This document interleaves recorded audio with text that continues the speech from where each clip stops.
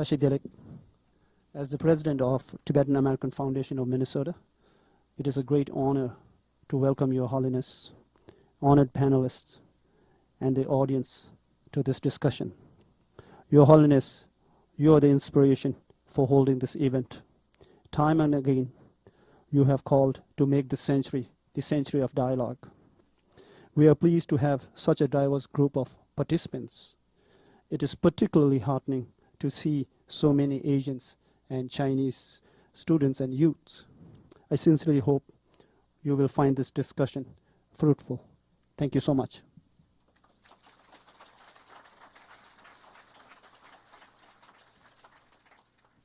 Good afternoon, and thank you very much to Your Holiness for encouraging us to have this dialogue together, to bring together people that have diverse ideas and diverse worldviews. Thank you as well to the esteemed panel and to all of you who are in attendance. As the co-host of this visit, I want to convey the importance of this dialogue to the University of Minnesota and the Center for Spirituality and Healing. We live in a world that is where politics are often very divisive.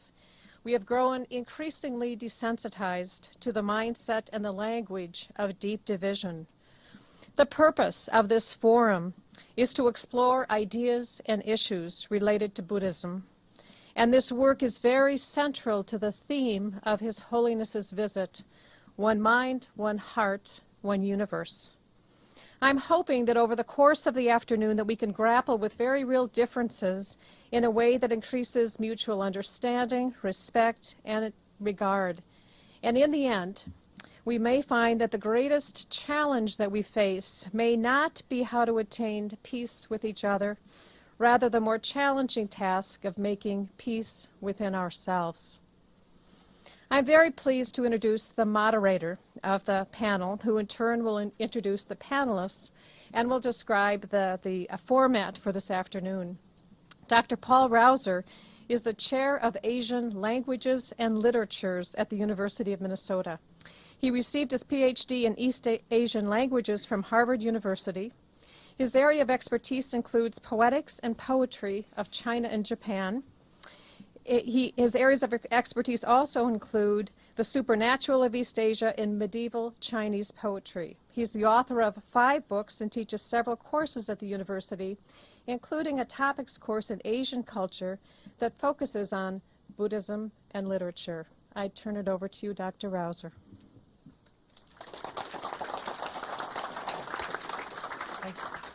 Thank you very much, Joanne. Is this the mic's on?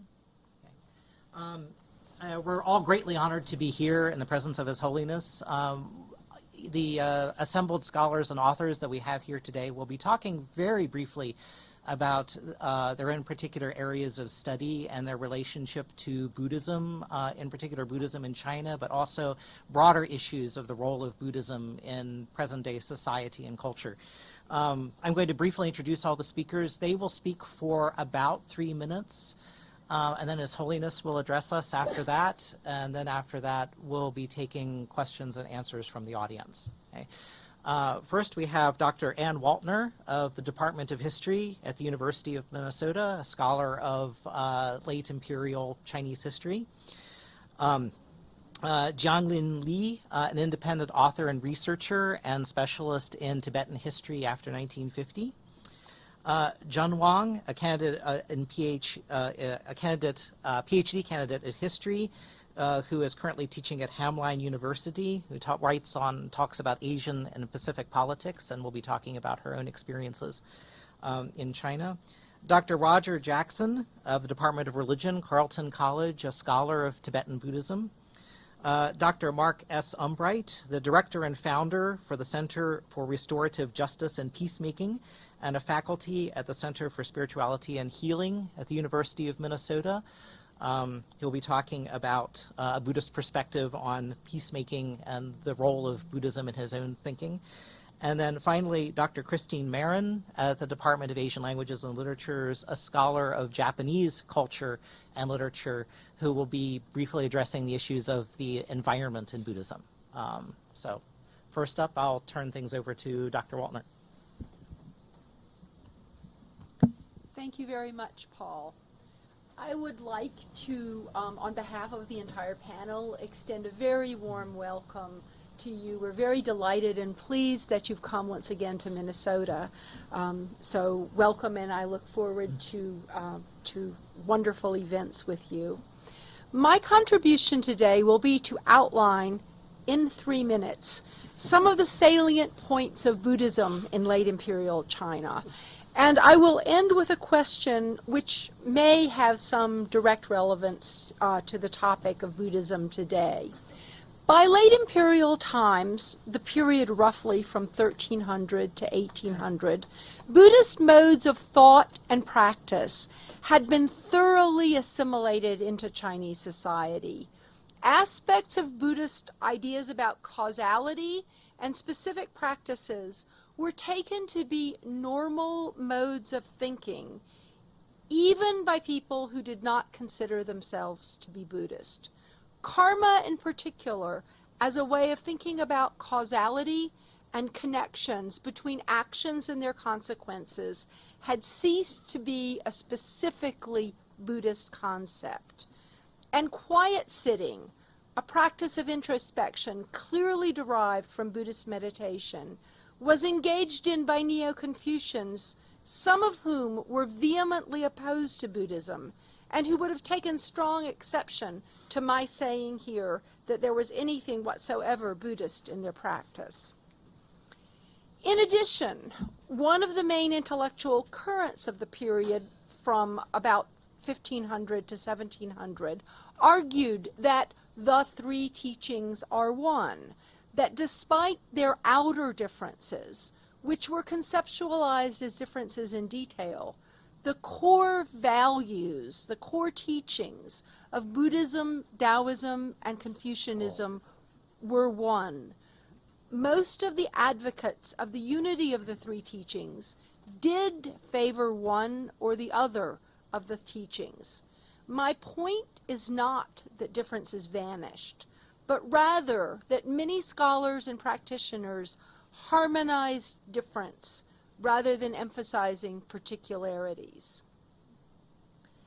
This is, of course, very different from the early history of Buddhism in China, where opponents to Buddhism underscored its fundamental foreignness, the linguistic foreignness. For example, how do you translate nirvana into Chinese? And social foreignness. For example, if you go live in a monastery and remain celibate, you will not produce heirs to carry on the ancestral line and ancestral sacrifices. Family issues never completely went away. Stories like Miaoshan, in which a princess converts her recalcitrant father, and Mulian, where a filial son goes to hell, to save his mother, are important in Chinese Buddhism and suggest the reconciliation of religious aspirations and family life, or suggest that the reconciliation remained a critical flashpoint in the Chinese context. But the stories give Chinese Buddhist narratives which facilitated the reconciliation of family norms and religious aspirations. A Buddhist son or daughter would provide a vehicle of salvation for his or her entire family. The question then for Chinese Buddhist reformers in the later imperial period was not so much a question of how to fit into Chinese society, but how they could maintain the distinctiveness of their practice and their values. If the 3 teachings are one, what does Buddhism offer, which is different from what Confucianism and Taoism have to offer? What are specific ways in which Buddhism can help all of us think about living better in the dangerous and unstable world we currently inhabit?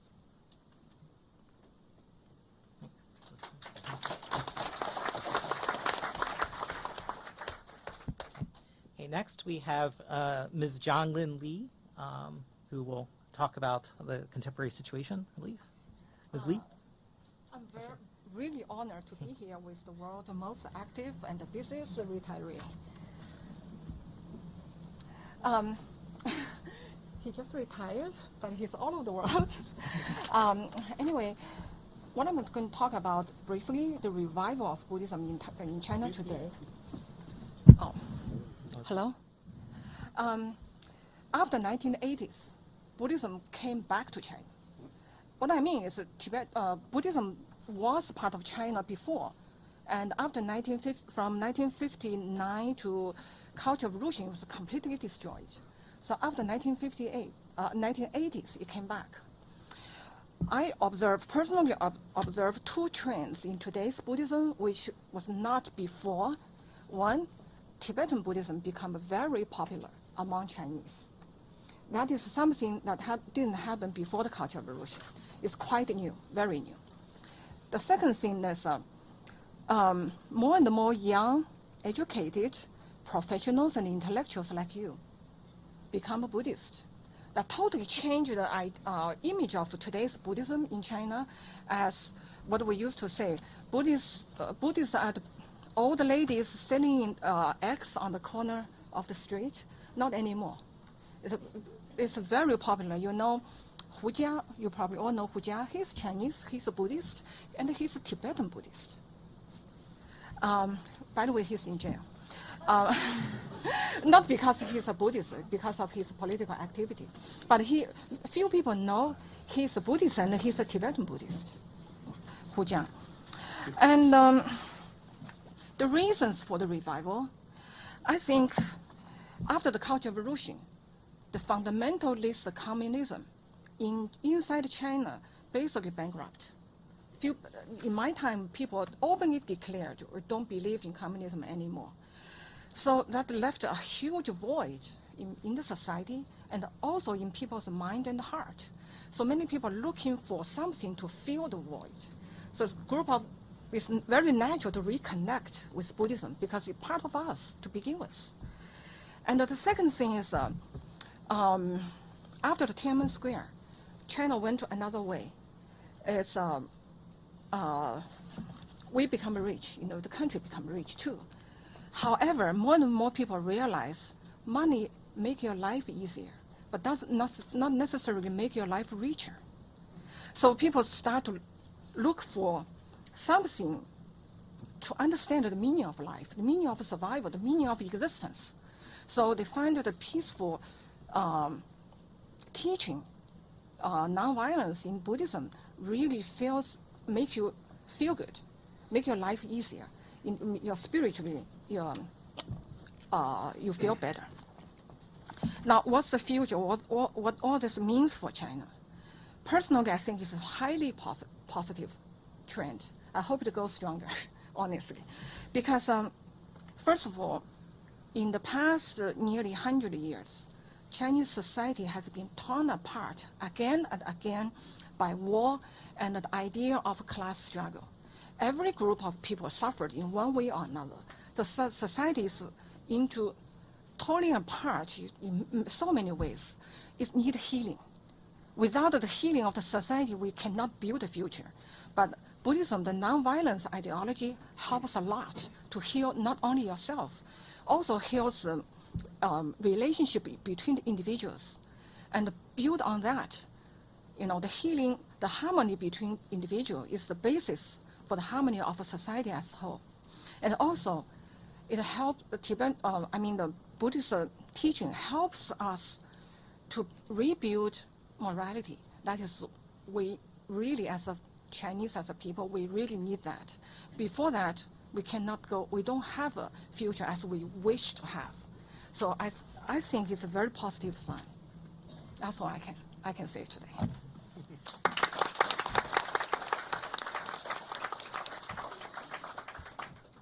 Now, Ms. Zhen Wang will speak on the state of Buddhism in China today, a personal perspective. Thank you. Good afternoon, everyone. I'm Zhen Wang, and I'm from China. I'm a PhD candidate of political science at the University of Minnesota. I'm not an expert on Buddhism at all, so I will be only speaking from my personal experience. And I first became interested in Buddhism was 3 years ago when I turned vegetarian, because of my love for animals. And compassion is such a key concept of Buddhism. And so out of curiosity, I visited Mount Emei. It's one of the 4 sacred Buddhist mountains in China. But I was very disappointed. Besides the huge Buddhist statues and gigantic temples, I felt that there was no Buddhist spirit, and it's all about tourism and money making. The monks were more like soulless decorations for the tourist business, and they didn't seem to be passionate or engaged in what they were doing. So unsatisfied, my husband and I went to Tibet the next summer in 2009. And still, there were tourists everywhere. But the difference was that I felt that the local Tibetan people and Tibetan monks were they didn't seem to be disturbed by the tourist thing going on at all. And they were only focused on what they were preaching, what they were praying. They went to the temples every day. And so I felt that the temples in Tibet still had a soul. It's not an empty shell only. And one of my happiest moments in Tibet was when I saw cats lying just in the middle of the road in the temples, and they were skinny for sure compared to American cats, but they were very relaxed and they seemed very content. They would let me pet them and I can hold them without problem. But you know, it would be impossible for cats to behave this way elsewhere, anywhere in mainland China, because they would be caught and shipped to Guangdong province to be sold for food. And so I was able to feel compassion in Tibet, and I saw hope there. So I generally hope that Tibet would be able to preserve what it has now and even spread its Buddhist spirit to mainland China and hopefully help restore its soul. That's what I have. Thank you.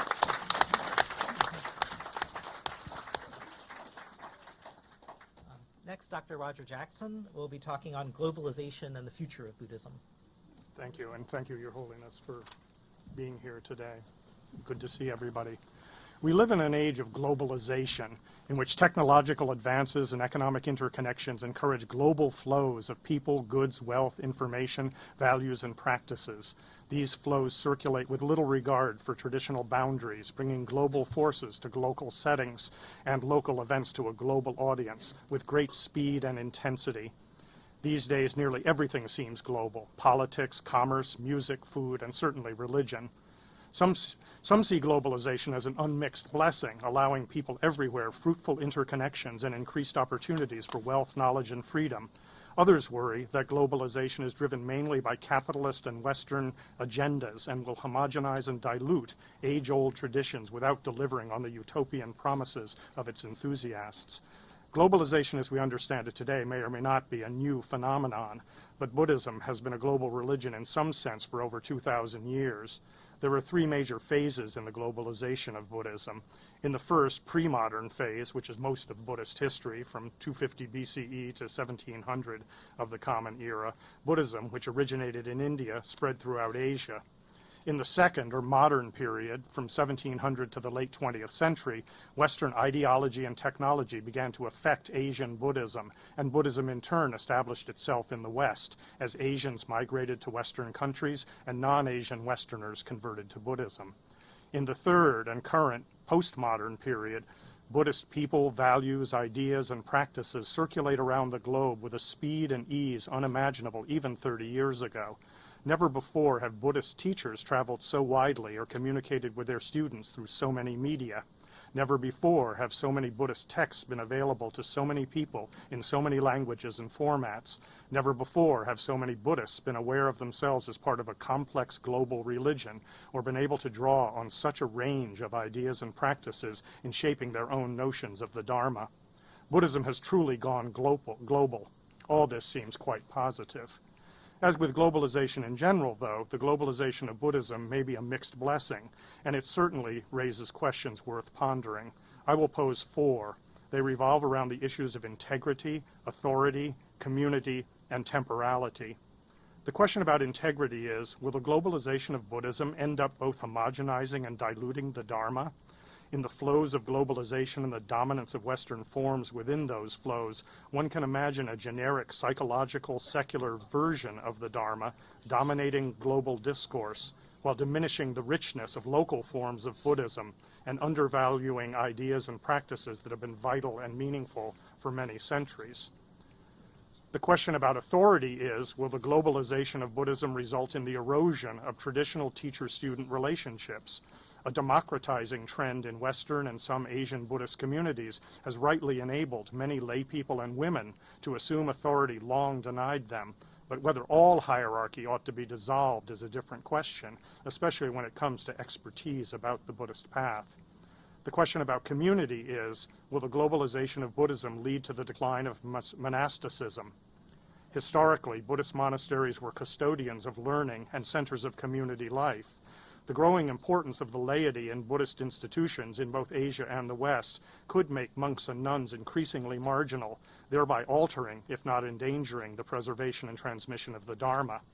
Finally, the question about temporality is, will the globalization of Buddhism enmesh the tradition so deeply in worldly affairs that its contemplative side will be overshadowed? Buddhism always has been involved in the world, but this involvement was often regarded with ambivalence. To their credit, modern Buddhists have established networks dedicated to social and political action and sought to bring the Dharma into everyday life, but sometimes at the expense of inner development, without which some might suggest Buddhism simply isn't Buddhism. These are the questions I would pose. The answers, to paraphrase a Minnesota poet, are blowing in the global Dharma winds.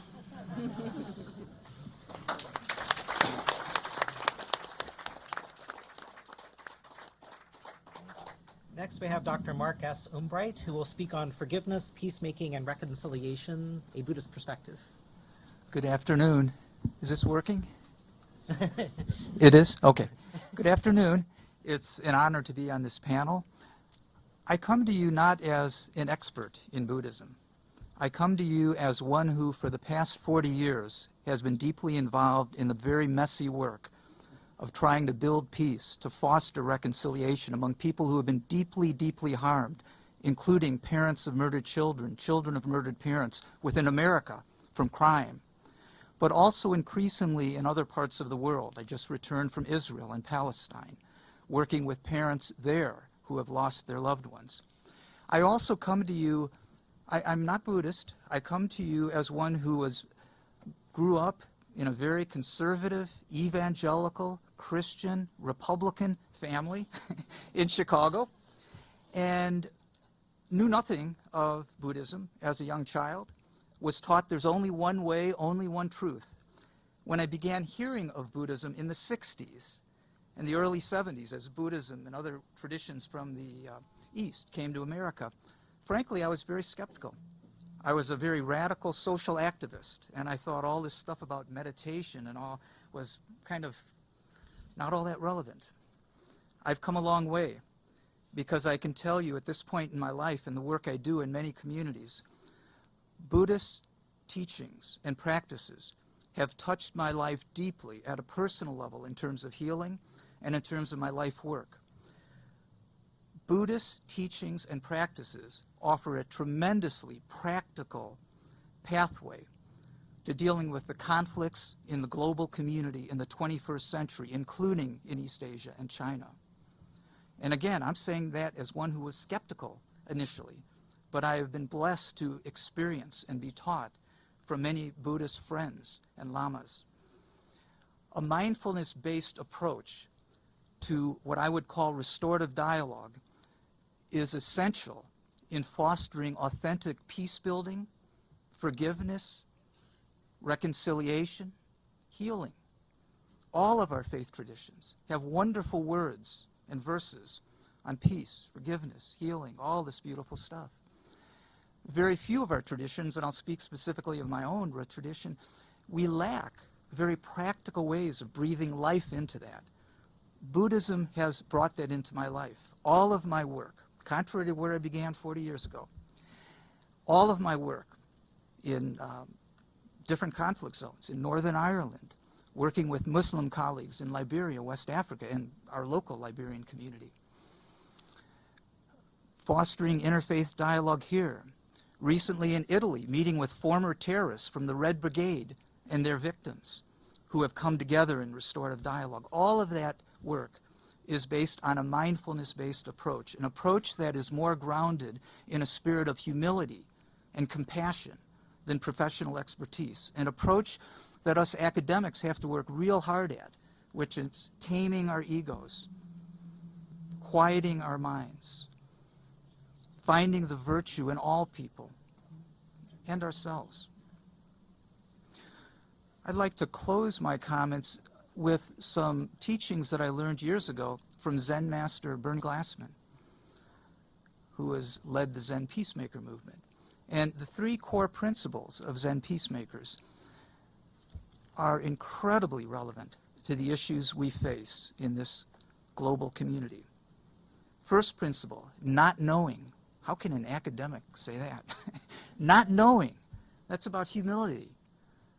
It's about letting go of all of our fixed attitudes that we understand people or cultures or the universe.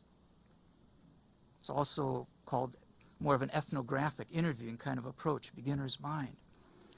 Second principle, bearing witness to the joy and the suffering in the world. Not ignoring the suffering, not jumping over it, bearing witness to it, not trying to fix it, bearing witness to it. And then third, taking loving, compassionate action, not just talking about all these wonderful values and then go off and do other things, but breathe life into that, take action. And I think I'll end my comments there.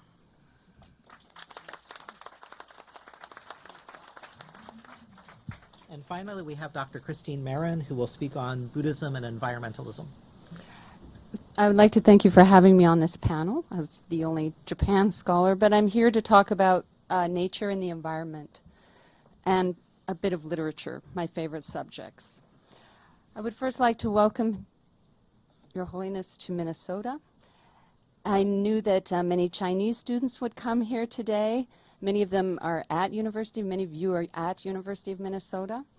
And I wonder whether, in addition to studying 24/7, which I know you do, I wonder if you're also taking advantage of Minnesota's great outdoors, Minnesota's water traditions of canoeing, kayaking, and hiking in Minnesota's most prominent natural feature, its lakes. On a recent trip to one of Minnesota's 11,400 lakes, Lake Andrew, in the northwestern area of the metro, I was heartened to hear the rhythmic, throaty gurgle of toads in the marshy wetlands buffering the lake. I've been sailing this state's lakes regularly for these past few weeks and spotted a variety of bird life. Black-tipped winged pelicans flying in elegant V's, loons in pairs taking quiet dips below the water, the elegant trumpeter swans swimming marshy buffer zones. But in Minnesota, the trumpeter swan is in decline because the birds inadvertently consume lead sinkers used in fishing. And there are few of the once common prairie voles in Minnesota because the prairie habitat has been turned over to plowing, overgrazing, and mall construction. Twin City dwellers have started to build bee houses in their backyards to lure the buzzing insects that have been mysteriously dying off, a mystery that impacts the production of fruits and vegetables for human consumption. More than for its lakes, China is known for its two major watersheds, the Yellow and Yangtze Rivers. The rivers are home for alligators, water birds, and fish. The Yangtze especially for the alligator and the crested ibis in surrounding environs. But just as in Minnesota, waterfall and water dwellers face extreme habitat loss. The Yangtze alligator has been diminished to 200 specimens in existence today due to the conversion of habitat to agricultural use, and believes that it can cure illnesses. And the crested ibis has lost its habitat like many of the Asian cranes that fly from Russia across the marshes over Korea into Japan. In our own backyards, whether here in Minnesota or in China, the loss of habitat for flora and fauna shows that non-human organisms will remain in the unfortunate position of having to compete with humans for precious resources. Buddhism has engaged consistently with questions of nature's role in religious thought. And we can ask, and we can read His Holiness's works on how Buddhism can offer help in our ecologically stressful times. Or we could go back even further. The 12th century Buddhist poet Saigyo has suggested that nature, the visual sight of nature, and being at a site of nature, under a willow, upon a stone, offers a setting for the experience of just a brief stop. Just a brief stop that when you experience it is to experience being in nature and to experience something perhaps more than that. And to be in that natural environment, one must necessarily preserve it. So the question that has emerged for me when considering this tremendous visit by His Holiness has been the environment. And I've been trying to read his work and understand how to think about this question of the environment. Today the subject is China. But the environmental concerns we face are necessarily global. Never has this been more clear when radiation released on March 11th traveled through winds and over to China, and there was fear of contamination in the food, and there was actual radiation detected. This shows us that the environmental problems, the environmental collapse we face, are not limited to national boundaries. Over the centuries, Buddhism has offered those interested in the environment many ways for thinking about it. And so I want to express my gratitude to His Holiness for his work in thinking through questions of the environment at this time of environmental crisis and collapse. Thank you.